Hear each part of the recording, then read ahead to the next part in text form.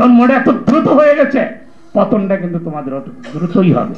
যারা 111 তৈরি করে দেয় এই জাতি এবং দেশকে অন্য রাষ্ট্রের হাতেও তুলে দিতে চেয়েছিল, সেই যে ষড়যন্ত্র, সেই ষড়যন্ত্র প্রথম বুঝতে পেরেছিলেন আমাদের মা, আমাদের নেত্রী, গণতন্ত্রের মা বেগম খালেদা জিয়া।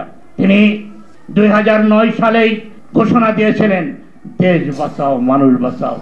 তখন আমরা বুঝতে পারি নাই আসলে দেশ কেন বাঁচাইতে হবে, স্বাধীন দেশ।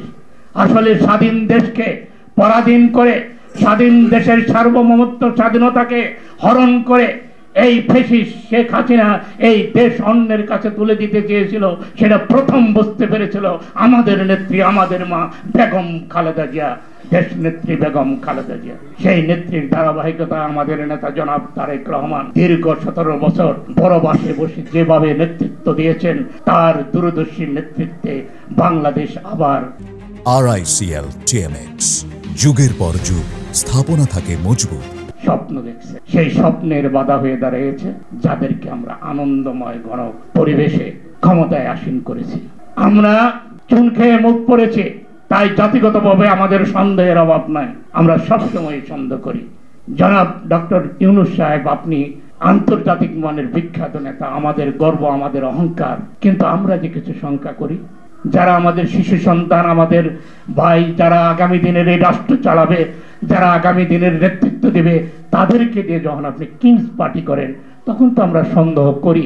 ওই কিংস পার্টির নেতৃত্বের আমি শুধু একটি কথা বলতে চাই, মায়ের গর্ভে 10 মাস থাকার পরে জন্ম নিতে হয়। জন্মটা এত দ্রুত হয়ে গেছে, পতনটা কিন্তু তোমাদের অত দ্রুতই হবে।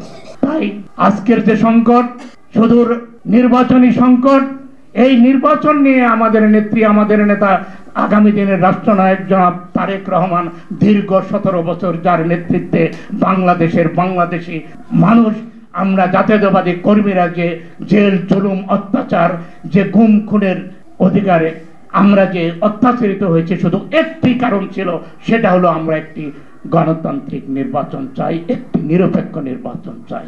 সেই নির্বাচনকে আড়াল করে যারা আবার নতুন করে স্বপ্ন দেখছে, আমরা বাংলাদেশের নাগরিক হিসাবে, জাতীয়তাবাদের একটি ছোট্ট কর্মী হিসাবে এটুকুন বলতে চাই, বাংলাদেশকে যারা আবার নতুন অন্ধকারের দিকে নিতে চান, সাবধান করে এটুকুন বলতে চাই, দ্রুত নির্বাচন দেন, তাতে মানুষের অধিকার সংরক্ষিত হবে, মানুষের আশা আকাঙ্ক্ষার অধিকার সবকিছু প্রতিফলিত হবে। এতে তাল বাহানা না করে একটি নির্বাচন যত দ্রুত দিবেন, তত বাংলাদেশের মানুষ শান্তি পাবে, তৃপ্তি পাবে, আমরাও একটি সমৃদ্ধ বাংলাদেশ আগামী দিনে পাবো।